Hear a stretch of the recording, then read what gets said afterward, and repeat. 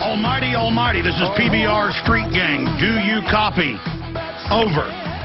PBR Street Gang, this is Almighty, almighty. I copy, over.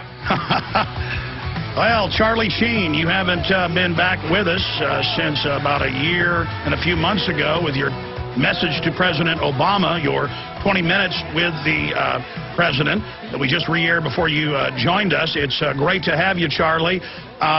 What's your take? It's still topical. It's a timeless message.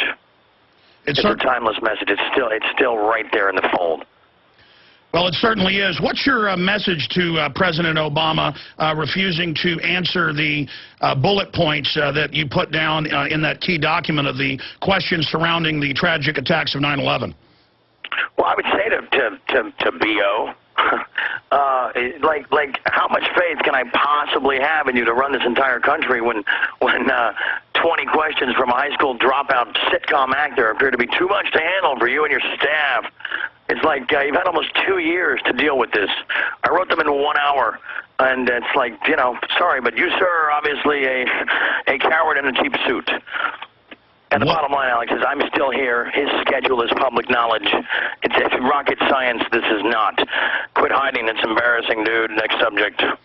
Well, just briefly getting back to Obama for a moment, we did a lot of research for those 20 questions. Things like, Mr. President, 6 of the 10 commissioners and most of the lawyers on the 9/11 Commission say that the official story is a lie. Please respond to this. Or, why did Building 7 fall at free fall speed? Please respond to this. But they don't want to respond to it. Yeah, well, I think I think somebody is running at him right now with a tape recording of what I just spoke and said, they're on to us, man. He's back. We thought he was dead. Nice try, fellas. Later we're going to get into Apocalypse Now, but what comes to mind is when we were there a few weeks ago watching it in your home theater, when Colonel Kurtz is saying, you can kill me, but you can't. You have the right to kill me, but you do not have the right to judge me. Boom. That's the whole movie. That's life. That's life. There's nobility in that. There's focus. It's genuine. It's crystalline. It's pure, and it's available to everybody. You just shut your traps and put down your McDonald's, your vaccines, your Russ Weekly, your TMZ, and the rest of it, you know, and focus on something that matters. But you can't focus on things that matter if all you've been is asleep for 40 years. Funny how sleep rhymes with sheep. You know. Anyway, we're getting off topic. No, Charlie. I mean, is it topic? Because we don't care anymore, Alex. We don't care. Is it fair to talk about this work thing, bro? Let's get to the work business, because there's been a lot of speculation, a lot of rumors. Imagine that with the media. Well, sure, let's go over that, because when I was there 2 weeks ago at your house, you looked great, totally clean. You were working out super hard. I went and worked out with you at that private gym. I mean, they put you through an incredible workout. You know, you're there exercising in the pool later, and you're saying, look, I'm ready to go to work. I'm ready to go right now. And then they add the lie that, oh, you don't have a hernia. Well, you know what? I've seen your hernia. I've got the same hernia in my belly button, and your hernia was hurt. But again, you don't want to defend yourself on that and you know, tell folks the truth about it. But the point is that it seems like there's some people in your life that are trying to demonize you. They're doing these vanity cards, talking about how they're going to outlive you. It seems pretty darn aggressive. Yeah, I didn't care about that vanity card. In fact, I went straight on with that one and just dispelled that. And that was actually, you know, one of the few compliments that clown has paid me in freaking almost a decade. But I'm excited to get back to work, and not to completely discount what you just talked about. It's just if I bring up these turds, these little homunculus losers, there's no reason to then, you know, bring them back into the fold, because I have real fame. They have nothing. They have zero.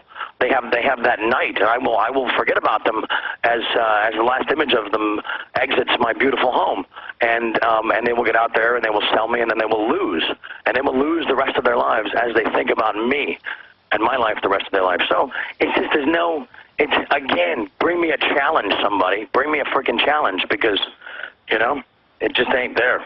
Winning. But you're ready to go back to work right now.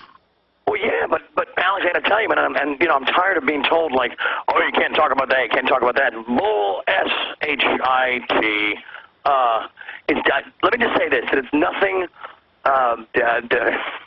this side of deplorable that a certain Chaim Levine, yeah, that's Chuck's real name, mistook this rock star for his own selfish exit strategy, bro.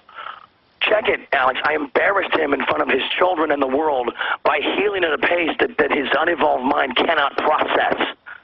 Okay, last I checked, Haim, I've spent, I think, close to the last decade, I don't know, effortlessly and magically converting your tin cans into pure gold. And the gratitude I get is this charlatan chose not to do his job, which is to write. Clearly someone who believes he is above the law. Well, you've been warned, dude. Bring it. As we know, the mainstream media gets a lot of things wrong, Charlie. Side issue. No way. No way. Those guys, damn. Why did you decide to, basically unleash yourself here on this broadcast? Because I'm just, I don't know, why give an interview when you can leave a warning, you know? That it's just not, I'm not fair game. I'm not a soft target. It's over. There's a new sheriff in town. And he has an army of assassins. Oh, we must speak of the Vatican assassins, yes. I don't read anything after it comes out because I will not waste my precious time on such ridiculous nonsense. But I understand, according to you, that there was a lot of curiosity about the Vatican assassin. And I'm like, guys, it's right there in the thing. Duh, we work for the Pope. We murder people. We're Vatican assassins. How complicated can it be? Oh, my gosh. What they're not ready for is guys like you and I and Nails and all the other gnarlingtons in my life, that we are high priest, Vatican assassin warlocks. Boom. Print that, people. Let's see where that goes. Oh, man, I tell you, Charlie, you, and of course, we can tell the inside baseball. It's kind of a sick joke for me. One of my sickest forms of entertainment is people that make stuff up about me, just the pure baloney. And one time I was at your house and I was showing him stuff where they're claiming that we work for the Pope and stuff, and me and Charlie are Vatican assassins. So that's kind of the roots of that for the media. And Charlie called the great San Francisco Giants closer when he was visiting his house. Somebody Brian who's... Wilson. Yeah. Brian Wilson. Brian Wilson. Hey, what was the full quote? You called him, just awesome Vatican assassin. Yeah, I did. Yeah, because he's nothing shy of that, and it is his job to go out there and embarrass people, embarrass them, not just beat them, but embarrass them in the process. And he's as radical as you think he might be.